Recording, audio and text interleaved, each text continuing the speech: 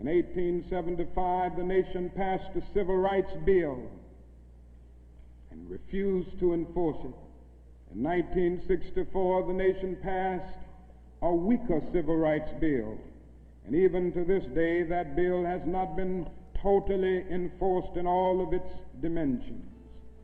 The nation heralded a new day of concern for the poor, for the poverty-stricken, for the disadvantaged, and brought into being a poverty bill. But at the same time, it put such little money into the program that it was hardly, and still remains hardly, a good skirmish against poverty. White politicians in suburbs talk eloquently against open housing, and in the same breath contend that they are not racist. Now all of this and all of these things tell us that America has been backlashing on the whole question of basic constitutional and God-given rights for Negroes and other disadvantaged groups for more than 300 years. So these conditions, persistence of widespread poverty, of slums, and of tragic conditions in schools and other areas of life, all of these things have brought about a great deal of despair and a great deal of desperation, a great deal of disappointment and even bitterness in the Negro community. Today, all of our cities confront huge problems. All of our cities are potentially powder kegs as a result of the continued existence of these conditions. Many in moments of anger, many in moments of deep bitterness, engage in riots.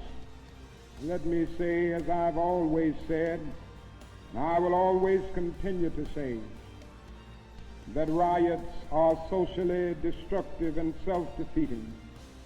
I'm still convinced that nonviolence is the most potent weapon available to oppress people in their struggle for freedom and justice. I feel that violence will only create more social problems than they will solve, that in a real sense it is impractical for the Negro to even think of mounting a violent revolution in the United States. So I will continue to condemn riots and continue to say to my brothers and sisters that this is not the way. Continue to affirm that there is another way. But at the same time, it is as necessary for me to be as vigorous in condemning the conditions which cause persons to feel that they must engage in riotous activities as it is for me to condemn riots.